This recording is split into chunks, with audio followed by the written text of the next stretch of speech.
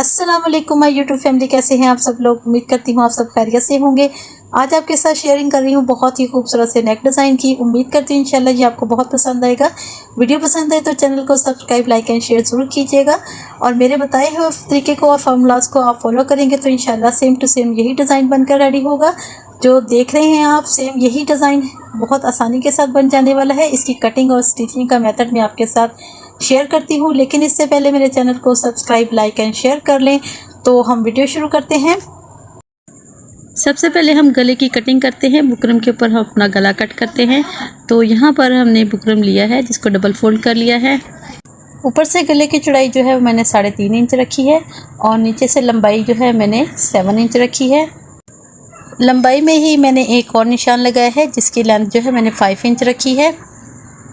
अब चौड़ाई की साइड से हमने अपने लंबाई के साथ हमने इसको एक शेप देनी है। वी शेप हमने यहाँ पर ऊपर से चौड़ाई से नीचे 7 इंच के निशान के साथ हमने यहाँ पर एक वी शेप हमने यहाँ पर ड्रॉ कर लेनी है। अब यहाँ पर जो वी शेप है वो हमने सेंटर से हल्के से कर्व के साथ बनानी है, स्ट्रेट वी शेप नहीं बनानी। अब सेंटर से आपने हल्के से कर्व के साथ वी शेप ड्रॉ कर लेनी है और ऊपर से भी आपने हल्का सा गुलाई शेप देनी है। तो जो आप देख रहे हैं, जैसा कि वीडियो में आपको नज़र आ रहा है, सेम यही शेप आपने ड्रॉ करनी है। अब नीचे की साइड पर हमने जो 5 इंच की लंबाई के साथ एक निशान लगाया था उसका हमने सेंटर कर लेना है। तो सेंटर जो है वो हमारा 2.5 इंच का है। सेंटर से हमने एक निशान लगा लेना है और यहाँ से जो हमने चौड़ाई रखनी है वो 1/2 इंच की रखनी है। तो ये हमारा जो बुकरम है डबल फोल्ड है। जब हम इसको ओपन करेंगे तो सेंटर से जो हमारी चौड़ाई है वो 1 इंच की हो जाएगी। अब सेंटर से आपने इसको इस तरह कर्व शेप में इसी तरह दोनों साइड से आपने इसको मिला लेना है। तो हमारे पास ये एक बहुत ही खूबसूरत सी लीफ शेप रेडी हो जाएगी। अब यहाँ पर नीचे से 5 इंच की लेंथ के साथ हमारे पास एक लीफ शेप रेडी हो गई है। अब हम आते हैं ऊपर से अपनी वी शेप के कर्व की जानिब। जो ये वी शेप के साथ जो हमने कर्व वाली साइड बनाई है, यहाँ पर भी हमने 5 इंच की लेंथ के साथ एक लीफ शेप ड्रॉ करनी है। जैसा कि सेम हमने मेथड नीचे की लीफ शेप के साथ रेडी किया था, इसी तरह आपने यहाँ पर एक लीफ शेप यहाँ पर भी ड्रॉ करनी है।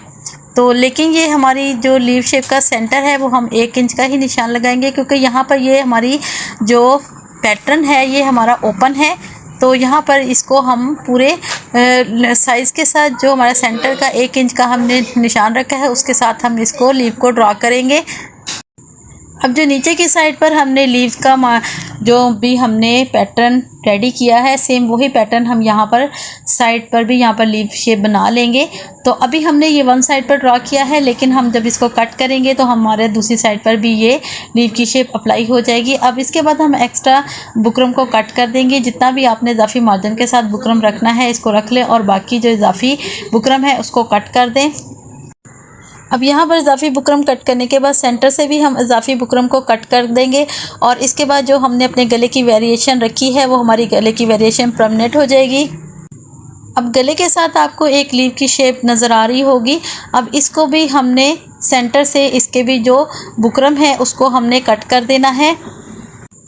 तो यहाँ पर हमारे पास ये वेरिएशन रेडी हो गई है। अब जो सेंटर की साइड की जो लीव्स हैं उसके सेंटर से हम यहाँ पर इजाफी बुकरम को कट कर देंगे तो हमारे पास ये एक होल शेप रेडी हो जाएगी, लीव की होल शेप रेडी हो जाएगी। अब इसके बाद हम दूसरी साइड पर भी इसको ड्रा कर कर उधर से भी हम इजाफी जो बुकरम है सेंटर से उसको कट कर लेंगे। तो दोनों साइड से हमारे पास होल शेप में लीव शेप जो है वो रेडी हो जाएगी।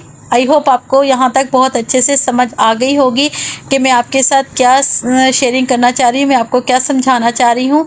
तो यहाँ पर हमने जो शेप लीव की रेडी की है, यहाँ से सेंटर से होल की शेप हमने रेडी की है।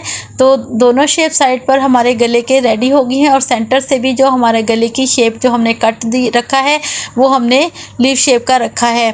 अब ऊपर से और साइड से हम अपने नेक की लंबाई और चौड़ाई एक्यूरेट नाप लेंगे और अब यहाँ पर तमाम गले की मेजरमेंट जो है हमारी एक्यूरेट है। इसके बाद हम इसको फैब्रिक के ऊपर पेस्ट करके एक्स्ट्रा फैब्रिक को कट कर देंगे और इसके बाद जो हमने 1/2 इंच का दबाव छोड़ा है फैब्रिक का उसको हम यहाँ पर फोल्ड कर लेंगे प्रेस के साथ।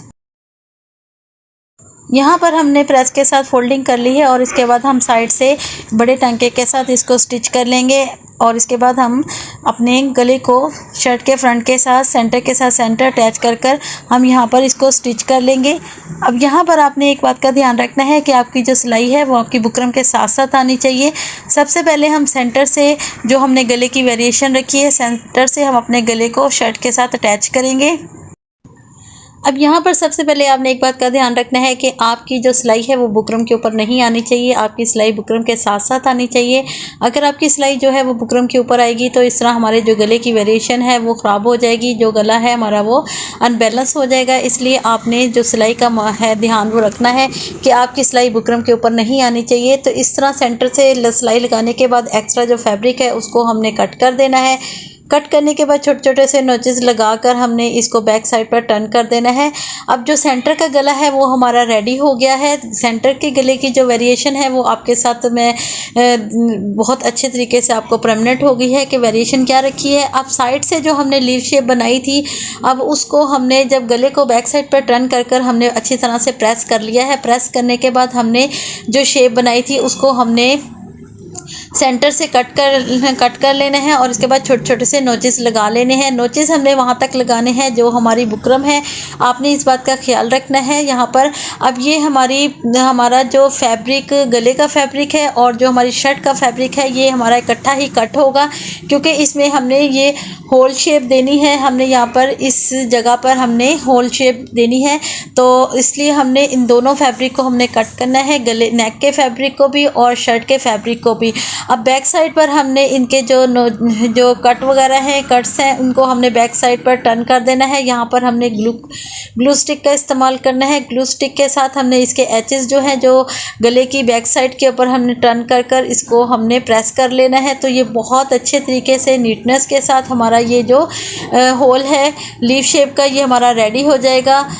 तो उम्मीद करती हूँ आपको इस मेथड की समझ आ गई होगी। देखिए ये बहुत ही खूबसूरती के साथ हमारा ये जो लीफ शेप है हमारी बहुत अच्छे तरीके से रेडी हो गई है।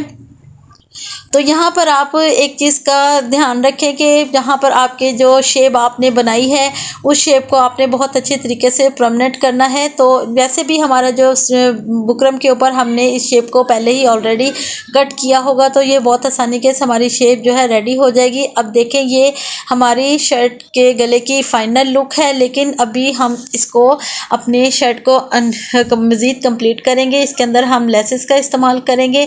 अब यहाँ पर ये जो शेप आप देख रहे हैं लीफ शेप की, जो आप यहाँ पर ऑर्गेन्जा फैब्रिक का भी इस्तेमाल कर सकते हैं, लेकिन मैंने यहाँ पर लेस का इस्तेमाल किया है। अब सबसे पहले मैंने ये जो साइड के लीव्स बनाए हैं इसके अंदर मैंने अंदर की साइड पर मैंने रख कर लेस का इस्तेमाल किया है। अब इस जगह पर यहाँ पर आप ऑर्गेन्जा फैब्रिक भी इस्तेमाल कर सकते हैं और इसके अलावा आप कोई डिज़ाइनिंग भी कर सकते हैं फैब्रिक की बनाकर।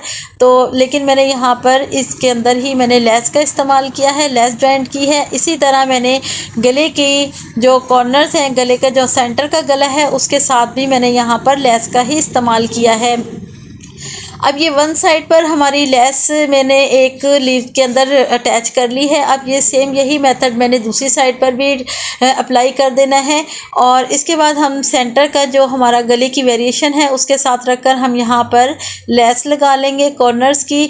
तो बहुत आसानी के साथ ये हमारी लेस लग जाएगी। अब यहाँ पर हमारा गला मैक्सिमम कंप्लीट हो गया है, लेकिन अब यहाँ पर सेंटर से हमने नीचे का जो लीव है हमारे गले का उसके नीचे हमने यहाँ पर एक्स्ट्रा फैब्रिक को रख कर हमने इस जो स्लिट है इसको हमने बंद कर देना है। लेकिन साइड वाले जो दोनों लीव्स हैं वो हमारे परमानेंट होंगे।